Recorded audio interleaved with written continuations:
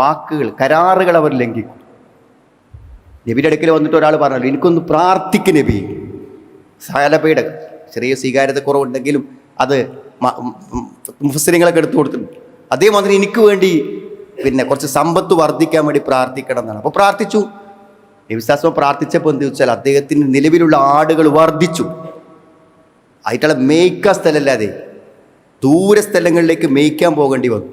അവസാനം അയാൾ ജമാഅത്തിൽ വരാതെ ജുമാക്ക് മാത്രം വരലായി.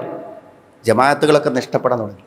മനസ്സിലായി. പിന്നെ അദ്ദേഹത്തിന് ഒന്നിനും വരാൻ കിട്ടാത്ത അവസ്ഥ കിട്ടി. പിന്നെ വിശ്വാസം അദ്ദേഹത്തെക്കുറിച്ച് അന്വേഷിച്ചു എന്നാണ്.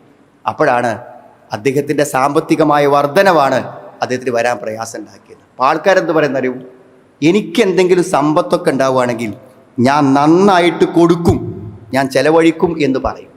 അതാണ് മുനാഫിക്ക്. പൈസ ഉണ്ടായാൽ കൊടുക്കും എന്നറിയും. പൈസ ഉണ്ടായാൽ എന്തേക്കാൻ അവസ്ഥ, വമിൻഹും മൻ ആഹദല്ലാഹ ലഇൻ ആതാനാ മിൻ ഫദ്ലി ലനസ്സദ്ദഖല്ല വലനകൂനന്ന മിനസ് സ്വാലിഹീൻ.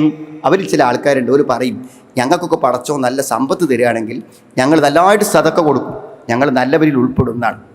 എന്നാൽ ഫലമ്മ ആതാഹും മിൻ ഫദ്ലി, അല്ലാഹ് നന്നായിട്ട് സമ്പത്ത് കൊടുത്താലോ ബഖിലൂ ബിഹി, അവർ പിശുക്ക് കാണിക്കും.